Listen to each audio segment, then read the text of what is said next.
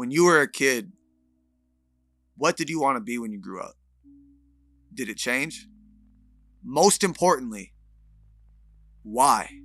When I was growing up, I said, I want to be a millionaire. Not for the money, but so I could buy a house for everybody in my family. I wanted to make people feel safe. Later in life, that dream would manifest itself as hip hop. I wanted to be a hip hop artist. I wanted to inspire people to be themselves the same way hip hop did for me. I wanted to inspire people to say the things that they were too afraid to admit, the same way hip hop inspired me. But somewhere in life, I lost myself. I drowned, not in alcohol, but in insecurities, in fear, in doubt, masked by alcohol. It was no secret, behind the scenes, I was falling apart. I wasn't addicted to alcohol. I was dependent on it. I used it to silence my thoughts, to feel alive, to keep the lie going. I used to think the worst part of addiction or the worst part of alcohol was how it wrecks your body. But for me, the worst part was that it nearly killed my purpose. I couldn't write, I couldn't feel, I couldn't face myself. And that's why I'm making this album, and that's why I'm making this documentary. It's not about drinking, it's not about addiction, it's about saying goodbye to who I used to be. What it's really about at its core is how easy it is to lose your why, your purpose. My name is August Wilde, and I made this album, Did I Go Dumb Again, because I finally stopped running. I go hard to escape my life, I know that it's unhealthy. Party all day, just me and my guys, they don't gotta tell me. I feel that L-I-Q-U-I-D-C-O-U-R-A-G-E, L-I-Q-U-I-D-C-O-U-R-A-G-E. Okay, back like I never left. I was 4 years old, crying in my grandma's kitchen, and I don't remember why I was crying. It's probably something small, but I remember the room was like loud, and I remember seeing my dad and his friends gathered in between the kitchen and the backyard, and my dad picked me up, held me in his arms, and someone handed him a beer. Yeah, Budweiser, I'll never forget. And he cracked it open, and I took a sip, and I remember the taste. It still tastes the same, which is crazy to me. But it didn't taste like comfort. It tasted like noise, right? It like something I wasn't supposed to want. But everybody started laughing, and I wasn't crying anymore. That moment, I didn't realize how much that moment would affect the way I see alcohol or affect the way I see myself. You know, it taught me that being in pain isn't always about being understood. Sometimes people don't want to sit with your sadness, they want to distract you from it. And alcohol in that room became a punchline. It was the cure. The moment we could all move on from. Nobody said directly, hey, this is how we cope with things. But they didn't have to. The message was clear. You know, from a very young age, alcohol was always around. It wasn't like in a chaotic or abusive way. It was just constantly present. From 6 to 12, it felt like alcohol was this exclusive club that the adults were a part of. Hey kids, stay out of the living room. The grown folks are going to play drinking games or whatever, right? Every Christmas, Thanksgiving, any holiday, right? That would always be the case. And it wasn't just about safety, it was about separation. Like, we weren't allowed in the room where alcohol was happening, or where alcohol was being consumed, right? The jokes got funnier, the music got louder, everyone was laughing, and yeah, I wanted in on that.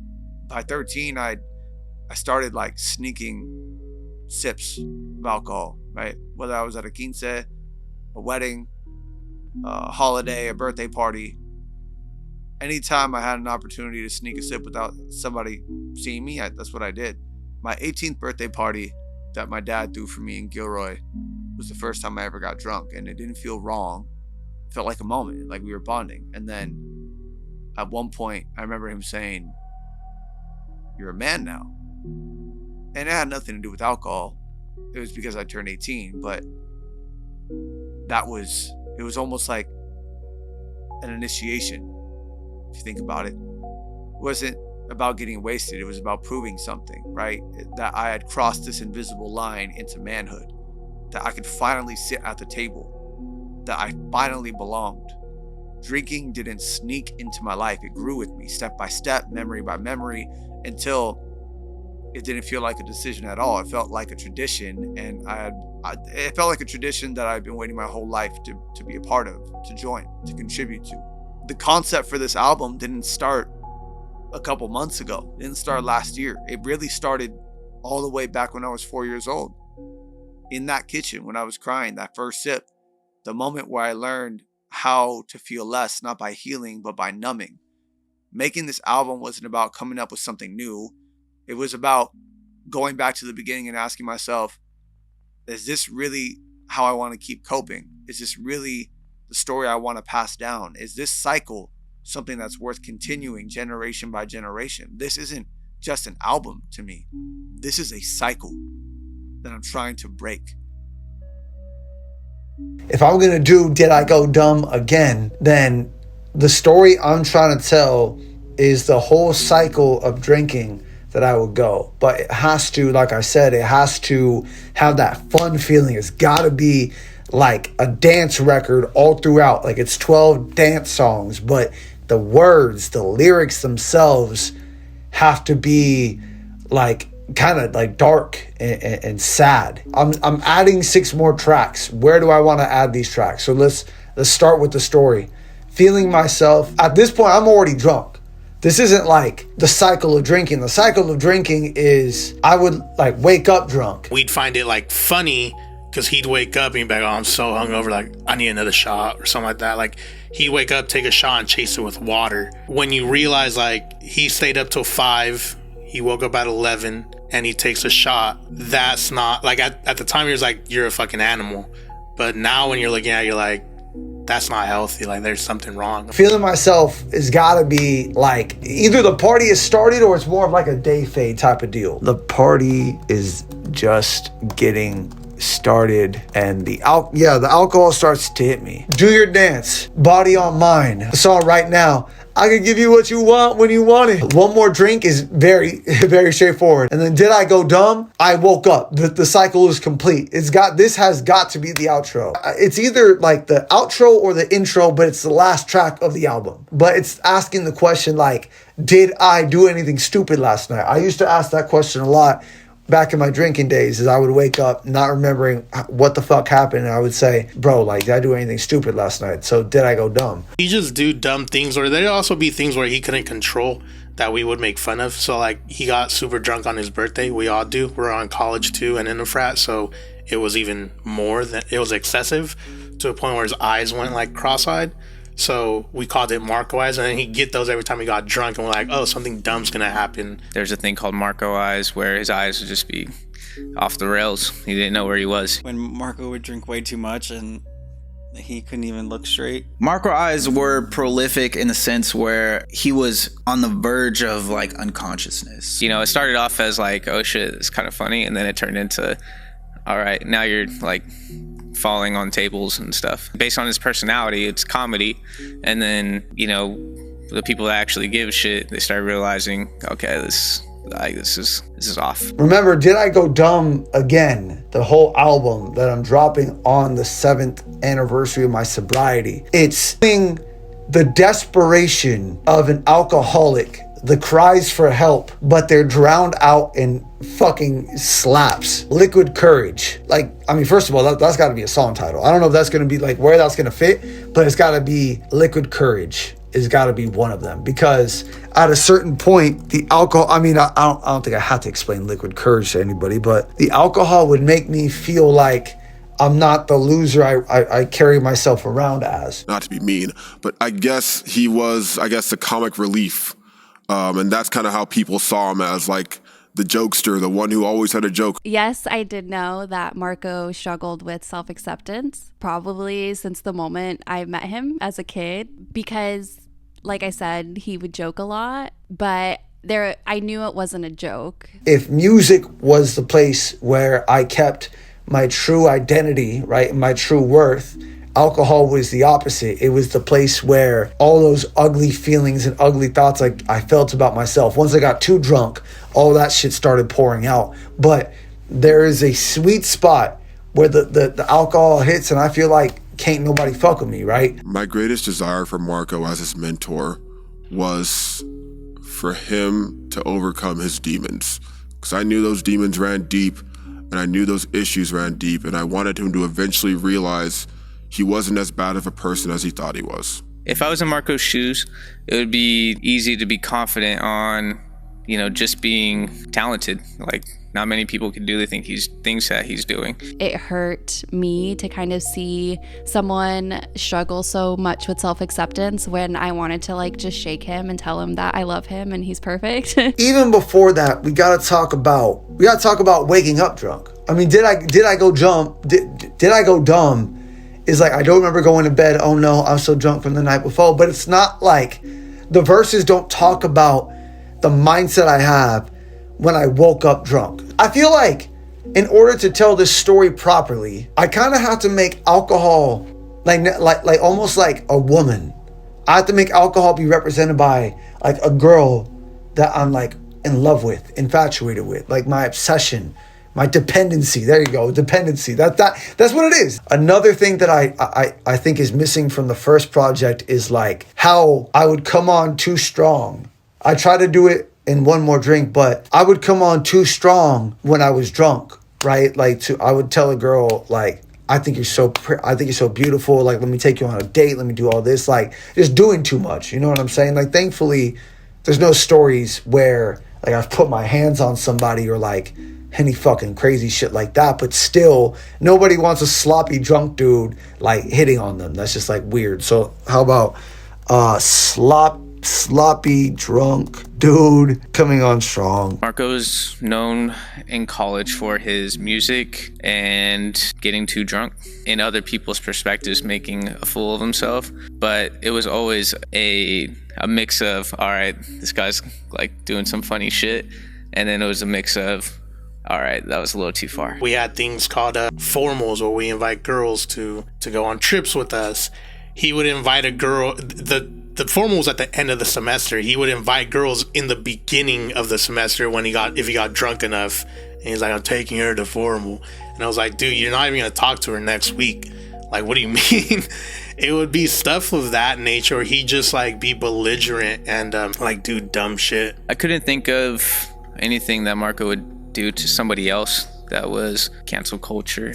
To where he would get canceled or breaking the law or anything like that. The only thing that I can, be sure of is that the things that he did that were bad were always to himself. So he always paid the price in that way. One of these songs has got to be dark. It's got to be it's got to talk about the suicidal ideation in my brain of I want to drink so much that I die. See, I feel that could be two songs though, because being blacked out drunk there's no thought going through your brain. And I often used to wonder how do I even get to bed?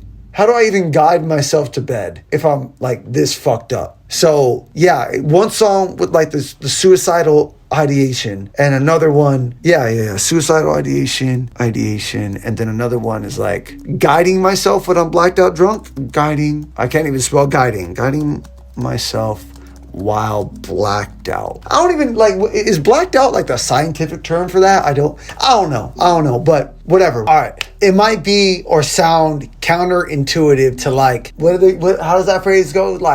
Don't count your eggs or don't count your chickens before they hatch, right? I'm not a gambler, but this is how I count fucking chickens. These are the songs we already have. They're not song names yet. These are the concepts I have. I'm going to try to arrange these because that's going to help me pick out the beats in order to get not just have the beats, but listen to the full album track by track and then write the lyrics. Liquid Courage, Waking Up Drunk, Dependent. So what I'm trying to do is take something from this side and figuring out where it goes here. Right off the bat, if Did I Go Dumb completes the cycle, then I would say that at the very least, we have to go with Waking Up Drunk. I'm not talking you guys through it like effectively. My brain works like fucking million miles a minute. So one more drink is like, yo, like I'm about to black out. Hey, then one of these two things have to be here. Guiding myself. So we take one more drink and then, yeah, guiding myself while blacked out. Oh, wait, no. At that point, I'm sloppy drunk. So it's three things. Yes, it's three things right there. So let me add another line. Let's see. Guiding myself while blacked out. And then suicidal ideation. Suicidal ideation has got to be like right before I go to bed. Right before I go to sleep, depending on like the kind of night I had, I would have like a fucking meltdown. And like the two meltdowns that I remember, I like begged somebody to end my life. And it's embarrassing to admit, but I mean, I have a whole documentary with a bunch of embarrassing shit to admit. But that's why this album to me is very important. I saw all different types of Marco when he was drunk. I saw rage Marco, I saw sad Marco, I saw angry Marco, I saw depressed Marco. I've seen, I would say, just about every version of Marco you could possibly think of. Liquid Courage and Dependency. Man, like, Wake Up Drunk and then Dependency. Liquid Courage. I feel like, yeah, the alcohol starts hitting. Do My Dance, Party's in full effect. I feel like it's got to be in between these two. So let's highlight the OGs. These are the originals. So we have 2 new tracks before we go to the first original, then another new track, and then a run of 4 originals, and then a run of 3 new tracks, and then Did I Go Dumb? So now what we have to do is we're gonna find beats that sound like these things. I'm gonna use the same producer, Futile Beats. 2019 was a very dark year for me. I had just gotten sober the year before and thought the answer to my problems was going to be distance. I moved away from Fresno. I was trying to escape the shame and the guilt that I was not trying to face head on. But it's funny because alcohol always felt like a fantasy world, but then I got sober and I started building a whole different fantasy world. I moved back to Tracy, where I went to high school, where my family was, or my mom's side of the family, and that is also where I learned to be comfortable. My mom just had a stroke a few months before the new year, and her and my siblings were living in one room at my grandparents' house. I just got out of a 2-year relationship where I was deeply dependent on both the person I was dating and alcohol, and she was just as heavy a drinker as I was.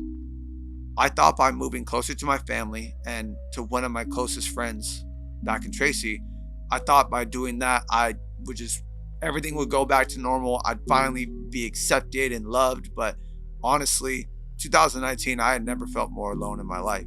I was working night shift 4 days a week, 12 hours a night. I spent the weekends in like complete silence, 3-day weekends that I would literally I wouldn't say a word sometimes. No one calling, no one texting me, no equipment to make music, nobody I could talk to. So I turned into a different person. I turned into a player, a liar. I was manipulative. I was cold. I was chasing validation from women, from physicality. And I had convinced myself that being wanted was the same thing as being loved. But all it did was make the emptiness a lot louder. I didn't know it then, but I was grieving the version of myself that I buried in alcohol. And in that grief, I started learning the real cost of escaping. That year really stripped me down. It made me face my pain sober for the first time. And that's something no fantasy world, drunk or sober, could ever prepare me for. I used to think drinking was just part of growing up, part of being included, part of being loved. But in 2019, I realized that my first year sober, I realized what I thought was tradition was just pattern.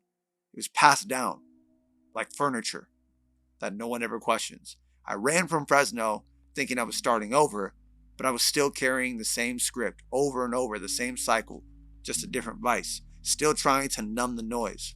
I was still trying to earn my seat at that exclusive table.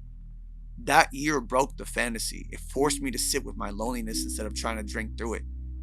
It forced me to stop mistaking validation for love. Just because something is normalized doesn't mean I have to be normal. I don't need to inherit coping mechanisms that were never mine to begin with. This album is me rewriting the first chapter of my life. Not to prove that I've healed, but to say, I finally know what healing doesn't look like.